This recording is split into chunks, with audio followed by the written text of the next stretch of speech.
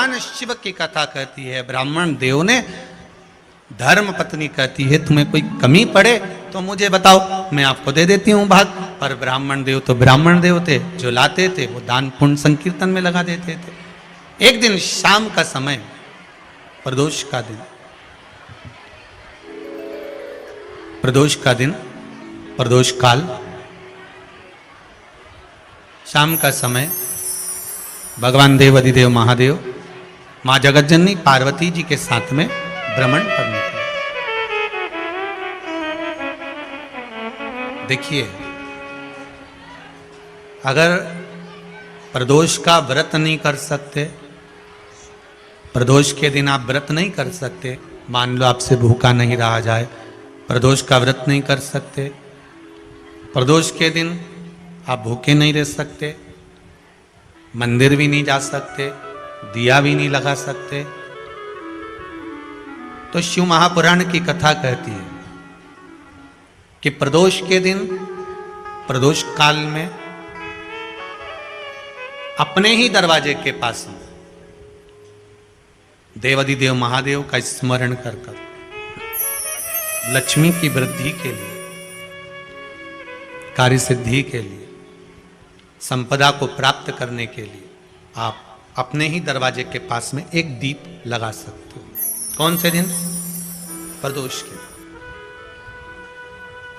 एक बात और अच्छे से समझ लीजिए, जो बच्चे चिड़चिड़े होते हैं, चाहे घर में बेटे हों, बहुएं हों, सास हो, ससुर हो, परिवार में छोटे छोटे बच्चे हों, चिड़चिड़ प्रवृत्ति करते हों या चिड़चिड़ा स्वभाव हो, जरा जरा सी बात में क्रोध आ जाता हो, बोलने का भान नहीं रह पाता हो, शब्दों के बाण चलते हों, तो महाराज प्रदोष के दिन, प्रदोष काल में बेलपत्री के पेड़ के नीचे एक, जो पत्ता आपके पास में हो, पान का मिल जाए तो पान का, पीपल का मिल जाए तो पीपल का, बेलपत्र का मिल जाए तो बेलपत्र का, उस पत्ते पर मात्र थोड़ा सा शहद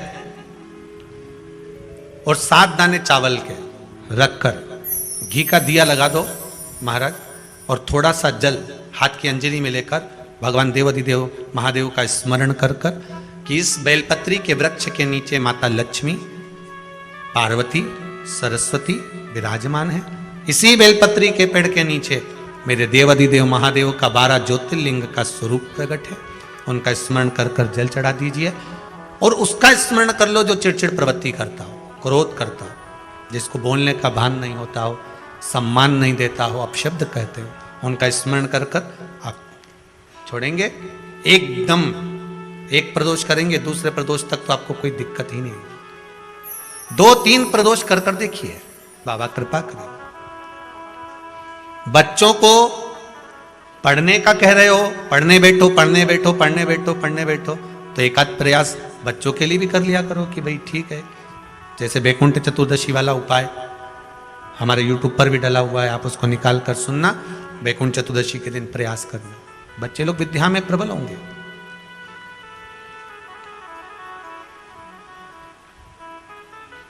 शिव उपासना का जो फल है वह 1000 गुना।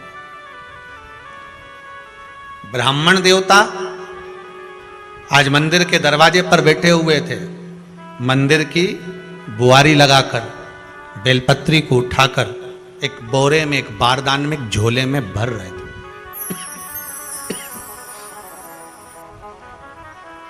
एक बारदान में, एक बोरे में, एक झोले में भर रहे हैं।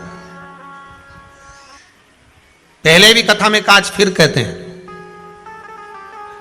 शिव मंदिर में जल बाद में चढ़ाना, शंकर के मंदिर में जाकर पंचामृत स्नान बाद में कराना, शंकर जी के मंदिर में जाकर पूजन बाद में करना, पहले थाली एक और रखकर शिव मंदिर में झाड़ू, पोछा या जो बेलपत्री, निर्माल्य जो भी रखा हो, उतरा हुआ सामान, उसको भरकर कहीं एक और जहां मंदिर वाले रखते हो वहां ले जाकर रख दो, झाड़ू पोछा एक बार जरूर।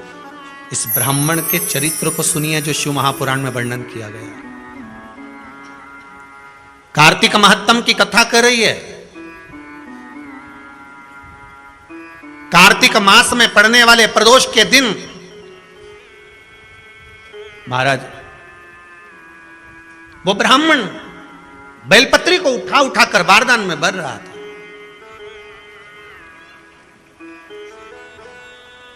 पूजन करने से पहले सबसे पहले सफाई का ध्यान रखो, और एक विश्वास रखना, आप मंदिर की सफाई नहीं कर रहे हो, फिर निवेदन करूंगा आपको, आप मंदिर की झाड़ू नहीं लगा रहे हो, आप मंदिर की सफाई नहीं कर रहे हो, आप मंदिर में पोछा नहीं लगा रहे हो। जितना हाथ आप मंदिर में फेर रहे हो सफाई के लिए, उतना आपके जीवन में जितना दुख है, जितनी तकलीफ है, जितना कष्ट है, जितनी बीमारी है, उस पर हाथ फेर रहे हो, मंदिर में नहीं फेर रहे हो। नहीं तो सारी दुनिया में जितने मंदिर हैं, सारे मंदिरों में ट्रस्टियों ने कुछ ना कुछ लगा कर रखा है। स्वीपर आता है, साफ करके जाता है, ये आएगा सफाई कर जाएगा, पंडित जी होंगे तो बुआरी लगा देंगे, पंडित जी होंगे सफाई कर देंगे। उन्होंने तो पंडित जी को बोल के रखा है कि साफ कर दो, पंडित जी करते भी हैं, पर पहला फर्ज आपका है कि आप मंदिर में आए हो तो पहले आप सफाई करो। क्यों? क्योंकि हम उसका द्वार साफ रखें। आज के समय में तो एक नियम हो गया साहब कि मंदिर में जाते हो तो मंदिर के दरवाजे पर चप्पल उतार के जाते हो, नहीं तो शास्त्र रीति तो यह कहती है कि मंदिर में भगवान सामने बैठा है तो उसके सामने चप्पल भी नहीं उतारना चाहिए। तो कई लोग कहते हैं मंदिर के अंदर थोड़ी ना उतारा, हम तो जीने से भी बाहर, एकदम गेट के बाहर वहां उतार, पर सामने तो है ना, सम्मुख में तो है। तुम्हारे यहां अगर 4 लोग दिवाली मिलने आते हैं ना, तो तुमने चप्पल रखने का भी स्टैंड बनाकर रखा है, साइड में उतारिए, दिल्ली पर मत उतार देना, थोड़ा साइड में उतारो, सामने से सब आते जाते रहते हैं, सामने उतारो, सम्मुख में क्यों उतार रहे हो?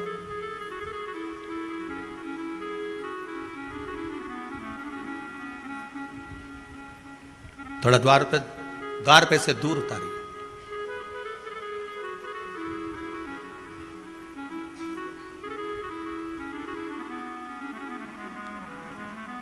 अभी तो कुबेरेश्वर धाम में काम चल रहा है, आप लोग जो दान दे रहे हो, आपके दिए हुए दान से निर्माण चल रहा है।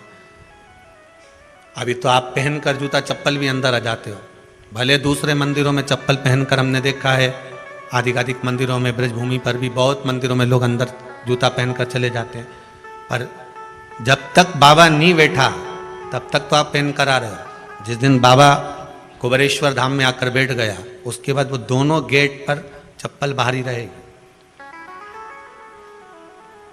आओ आप, कंकर से शंकर जब शरीर से लगेगा तब सुख भोगोगे, आनंद भोगोगे,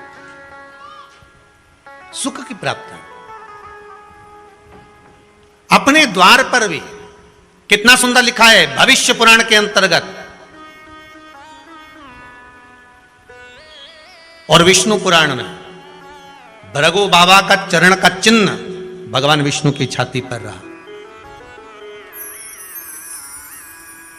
भगवान विष्णु की छाती पर भृगु बाबा के चरण का चिन्ह रहा।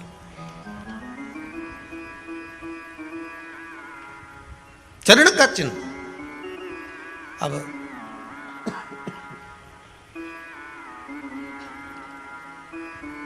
भविष्य पुराण में लिखा है कि अगर हम मंदिर के द्वार पर घर के चौखट के एकदम सामने चप्पल उतार देते हैं, 7 बार दिन भर में से, कितनी बार? 7 बार विष्णु पुराण कहती है ऐसा कोई दिन नहीं होता जिस दिन दरवाजे पर 7 बार लक्ष्मी आकर खड़ी नहीं होती हो। कल एक कथा कही थी आपको कि प्रत्येक मनुष्य के भाग्य में सुख लिखा है, केवल मंथन करना। भविष्य पुराण कहती है 7 बार लक्ष्मी प्रत्येक मनुष्य के दरवाजे पर जाकर खड़ी होती है, पर द्वार पर चप्पल पड़ी होने के कारणवश वो लौट कर चली जाती है। बहुत ध्यान दीजिएगा महाराज, थोड़ा सा आपको बुरा लगेगा, लग जाए, पर शिव पुराण है, जीवन संवार देगी तो अच्छी बात है, जीवन संवार दे तो अच्छी बात है। मंदिर के द्वार पर हम जब चप्पल छोड़ते हैं, जिस मंदिर की चौखट पर चप्पल छोड़ी है, आप जितनी देर आराधना में लगे रहते हैं उतनी देर तक आपकी चप्पल पर जितने लोग लांग कर जाते हैं, जितने लोग लांग कर प्रवेश करते हैं, उसका भी दुख आपके भाग्य में आता चले जाता है। ध्यान दीजिएगा जरा, चप्पल का भविष्य पुराण में पढ़िएगा कभी कि पादुका का महत्व क्या है, पादुका किस ओर उतारना चाहिए, पादुका को कहाँ रखना चाहिए, किस जगह पर बुआरी झाड़ू को रखना चाहिए, किस जगह पर चलनी को रखना चाहिए, सुई उस सुई को जिस हाल में सब बैठते हैं उस हाल में क्यों रखा जाता है, सुई तो इतनी सी है, पर जिस हाल में सब बैठते हैं उस हाल में ना तो झाड़ू रखते हैं, उस हाल में ना चलनी रखते हैं। भैया क्यों नहीं रखते?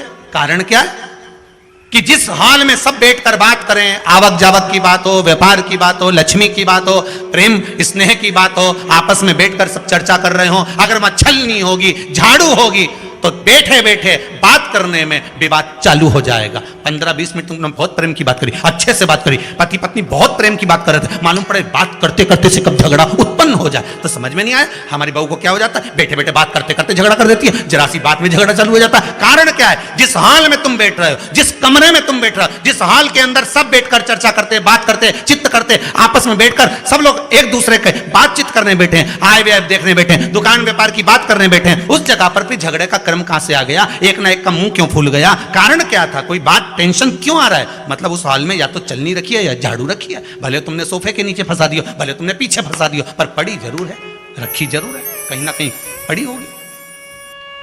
क्यों कहते हैं कि जिस हाल में आप बैठ रहे हो, जहां पर आप संपदा की बात कर रहे हो, दौलत की बात कर रहे हो, व्यापार की बात कर रहे हो, व्यवसाय की बात कर रहे हो, उस हाल में अगर कहीं कैलेंडर टंगा हो, कोई सामान ऐसा रखा हो, कोई पर्दा ऐसा लगा हो, कोई चीज ऐसी लगी हो, तो उसमें एक सुई उसमें रख दीजिए। क्यों कहते हैं? हमारे यहां दूल्हा भी जाता है ना, तो उसका जो साफा बनता है या जूता उसको पहनाते उस तक में पिन टच करके भेज देते हैं।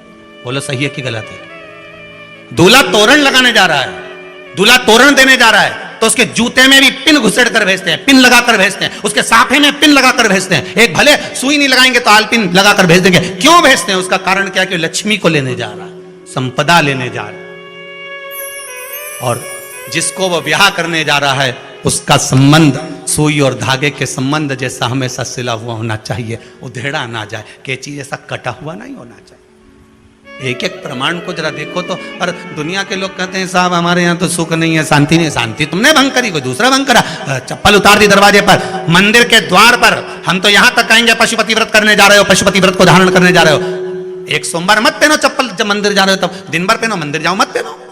कोई जरूरी है कि मंदिर पहनने चप्पल पहनना जरूरी है? मत पहनो। मंदिर के द्वार पर जहां भगवान विराजे हैं उसके द्वार पर अगर आपने चप्पल उतारी है, आप तो अंदर चले गए, पर जितने लोग लांग रहे हैं उसका मालूम, उसका स्मरण कितना कितना गया। छाता, चप्पल, आसन,